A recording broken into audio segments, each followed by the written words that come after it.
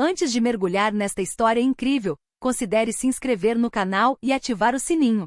Cada história aqui tem algo a dizer, e você não vai querer perder nenhuma. Em um bairro tranquilo de Washington, D.C., não muito longe do Parque Rock Creek, mas suficientemente distante do centro para que a vida pareça mais lenta, encontra-se uma casa discreta, quase apagada da paisagem urbana. Um pequeno bangalô de tijolos vermelhos com persianas brancas perfeitamente pintadas e um jardim impecavelmente cuidado. À primeira vista, nada distingue esta casa das demais nesta rua ladeada por árvores centenárias e vizinhos atenciosos. As flores crescem silenciosamente, o gramado está sempre impecavelmente aparado e a caixa de correio nunca transborda. Os moradores do bairro às vezes encontram seu dono, Marcos Aité, durante suas caminhadas matinais. Ele o cumprimenta educadamente, troca gentilezas, mas nunca se demora. As crianças do bairro o observam com certo fascínio. Ele tem aquele ar de mistério e autoridade que não se consegue definir. Ele sempre usa roupas simples, sem marcas, mas impecavelmente cortadas. Sua postura, ereta como um fio esticado, revela uma disciplina forjada no fogo de algo maior que a vida civil. Ele é cortês, sempre calmo, mas nunca concede mais do que o necessário. Os rumores são frequentes. Alguns dizem que ele trabalha para uma agência governamental, outros sussurram que ele é um veterano. Um velho, ex-professor de história militar, certa vez o observou de longe, entre folhas caídas, e sussurrou para sua esposa: "Esse olhar. Eu só vi esse olhar em homens que sobreviveram ao inferno." Ninguém sabe o que Marcos faz com seus dias. Às vezes ele é visto no jardim, ou lá dentro, através das persianas entreabertas, lendo, escrevendo ou fazendo flexões intermináveis no tapete da sala. Nenhum som jamais sai desta casa. Nenhuma música, nenhuma voz. Apenas silêncio e a sombra de um homem que parece querer esquecer algo, ou talvez mantê-lo trancado. Marcos Aité, 44, ex-comandante da Força Delta, a mais alta patente das Forças Especiais dos Estados Unidos, aposentou-se 5 anos antes, após uma missão secreta na África Ocidental se transformar num pesadelo. Oficialmente condecorado, extraoficialmente abandonado, deixou o exército com honras, mas também com um passado pesado demais para compartilhar. Desde então vivia lá, com uma descrição quase patológica. Aprenderá a nunca balançar o barco, a desaparecer no cenário, a se misturar ao cenário, mas nunca desarmou seu espírito. Cada objeto na casa era posicionado de acordo com uma lógica defensiva. Cada surtida era uma operação em miniatura, e todas as noites dormia levemente como um soldado em um posto avançado. No dia 17 de abril, às 6h23, tudo mudou. Um baque surdo sacudiu a porta da frente. Um estrondo metálico agudo estridente. O tipo de som que não deixa espaço para hesitação. Antes mesmo de a fechadura ceder, Marcos estava descalço no chão de madeira, o olhar já fixo na porta. Ouvirá os passos furtivos na entrada de cascalho. Ele sabia. E não se mexeu. A porta explodiu sob o ariete de assalto. 3 homens emergiram, armas em punho, em formação tática. Policiais do Distrito de Colômbia, vestindo coletes pretos à prova de balas, com os rostos tensos sob as viseiras dos capacetes. À frente deles, o inspetor detetive Kyle Bradshaw, 45 anos, veterano do Esquadrão Especial. Um homem durão e seguro de si, convencido de que a justiça se conquista com socos e que os casos se encerram com a rapidez. Ele havia recebido uma ligação anônima no dia anterior. Uma voz computadorizada informando que aquela casa abrigava atividade paramilitar suspeita. Uma arma ilegal, talvez tráfico. O suficiente para garantir um mandado sumário, assinado por um juiz condescendente. Ele queria bater forte. Não esperava encontrar um homem que não tremesse. Marcos ficou ali sem camisa, os músculos tensos por anos de treinamento. Ele não disse nada. Não levantou as mãos.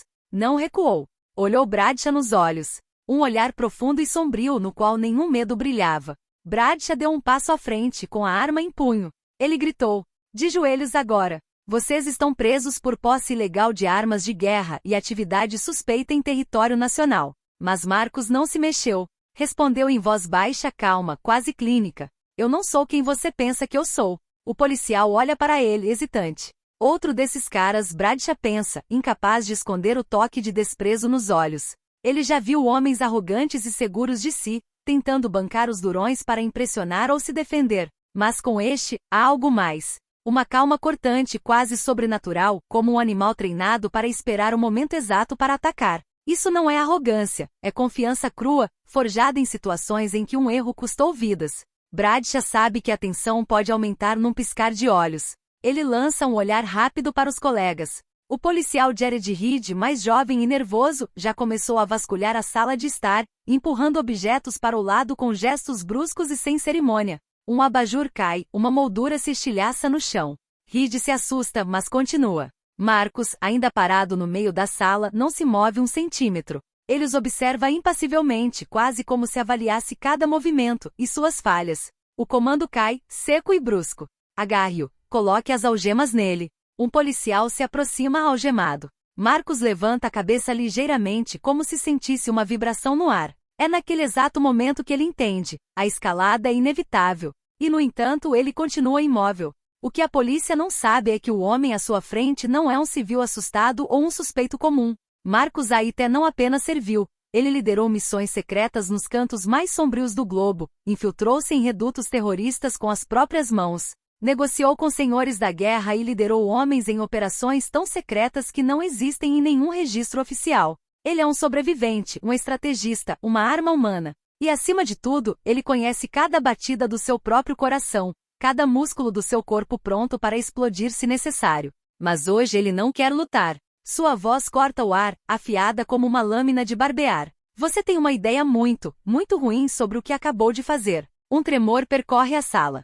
Marcos se vira lentamente sem pressa em direção a uma mesa baixa. Seus gestos são controlados, quase cerimoniais. Na superfície de madeira, ao lado de um livro de táticas militares desgastado e de um velho isqueiro de campanha, jaz um objeto discreto, mas significativo. Um distintivo oval, gravado com as palavras Força Delta Nível 1, acompanhado de uma medalha com uma fita sóbria, mas adornada com uma estrela prateada. Tudo guardado em uma pequena caixa de veludo preto, revela uma verdade que a polícia não pode mais ignorar.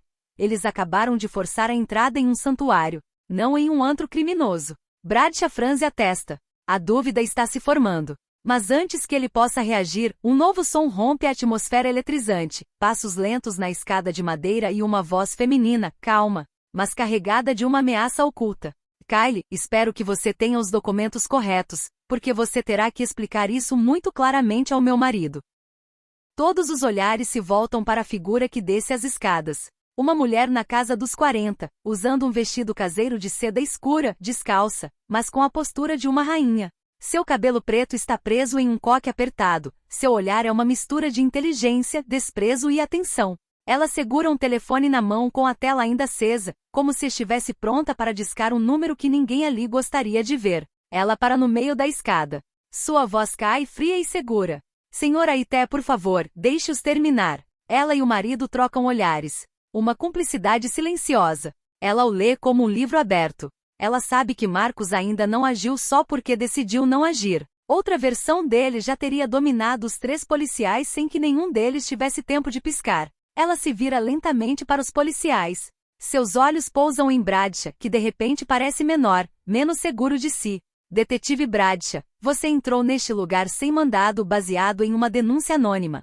Apontou uma arma para um veterano condecorado e ameaçou algemar um homem cujo histórico militar provavelmente faz seus superiores estremecerem. Bradshaw abre a boca, mas nenhuma palavra sai. Ela desce os últimos degraus elegantemente e se aproxima do marido. Então, encarando o inspetor com uma intensidade gélida. Meu nome é Dr. Morgan Aité, chefe de gabinete do Walter Reed. E sim, sou a esposa desse homem. Um silêncio se instala. Até Reed, que até então estivera agitado, paralisa-se. Bradshaw dá um passo para trás. Meu marido é um herói, senhores. Ele não é nada parecido com o que vocês procuram. Vocês cometeram um erro monumental. E agora terão que enfrentar as consequências. Os policiais trocam olhares nervosos. A atmosfera se torna subitamente mais densa, como uma tempestade prestes a desabar. O silêncio que se instala não é de respeito, mas de incerteza diante de uma força que ainda não compreendem completamente. Bradshaw, até então tão seguro de si, começa a sentir o chão tremer sob suas certezas. Ele conhece o nome Aité. Não apenas por tê-lo visto aparecer em alguns arquivos confidenciais ou trechos de conversas entre oficiais, o nome circula em certos círculos fechados, em voz baixa, sempre acompanhado por aquela estranha hesitação que revela mais medo do que admiração. Ele finalmente analisa Morgan Aité mais de perto. Ela não é apenas a esposa de Marcos. Ela é o coração visível desta família enigmática. Médica especialista em neurotrauma, palestrante internacional e fervorosa ativista dos direitos civis, Morgan construiu uma reputação impecável, mas isso é apenas uma parte do que ela realmente personifica.